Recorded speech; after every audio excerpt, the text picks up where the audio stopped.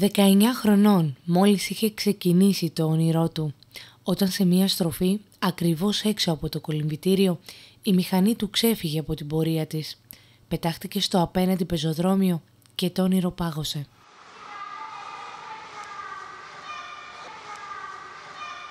Σήμερα ήρθα λιτά, να ξέρεις. Έλεγα να βάλω τα γαλά μου, αλλά... Μ' αρέσει πάρα πολύ.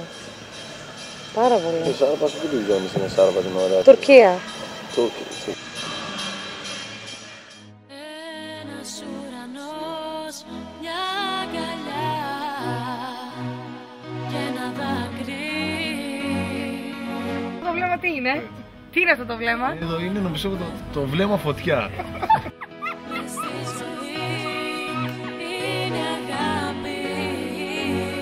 Για το μαύρο μου το χρώμα, για τη φίλη μου.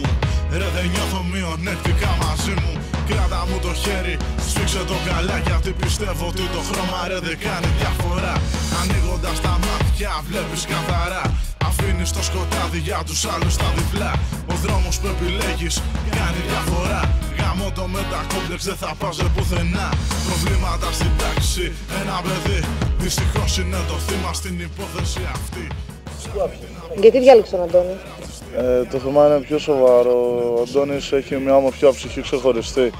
Η καρδιά του τον κάνει τόσο μοναδικό, μαγάρι πάρα πολύ.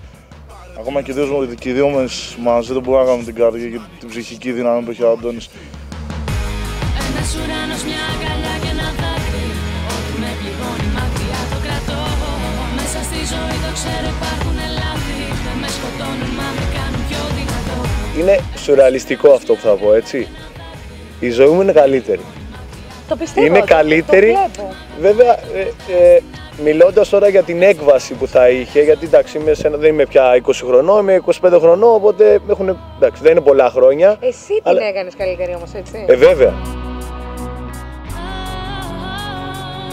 Πολλά σενάρια προβλέπονται στην άτιμη ζωή. Μιλά για μοίρα και ατυχία στην ανθρώπινη μορφή. Γιατί ο ρατσισμός δεν είναι μόνο στο χρώμα. Ο ρατσισμός είναι ακόμα και λεκτικός, είναι οτιδήποτε, είναι ακόμα και στην εργασία σου. Πιστεύεις και έχεις θέληση. Πάρε πρωτιά σαν τον Αντώνη που στεκότανε στα πόδια του παλιά. Στηρίζεται στη δύναμη παντλή απ' την καρδιά. Παράδειγμα προς μίμηση ακόμα μια φορά.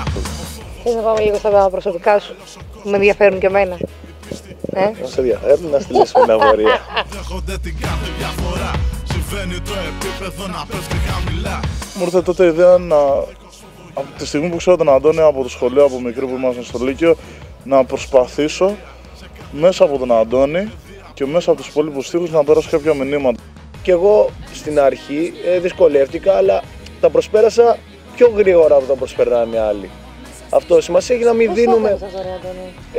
Κοίταξε, όλα στηρίζονται, δηλαδή ακρογωνίας λίδος σε όλη την κατάσταση, σε όλη τη φάση είναι η αγάπη. Η αγάπη από την οικογένειά σου, η αγάπη από τους φίλους σου και κυρίως η αγάπη που έχεις εσύ προς τον εαυτό σου.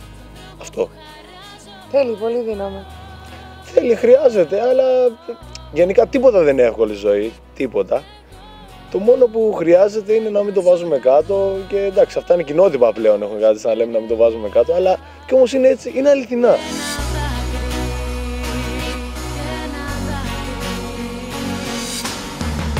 Έκανα αυτό το ματρός πάνω από μικρός, από 5 χρονών που ξεκίνησα να έρχομαι στο κολυμβητήριο. Να συμβεί το αναπάντεχο τέλος πάντων. Αλλά τι να κάνουμε, έτσι είναι. Δεν γίνεται να κάτσεις τώρα να σκεφτείς τι έγινε και τι δεν έγινε. Αυτό, όσο κοιτάμε τον παρελθόν, πάμε πίσω.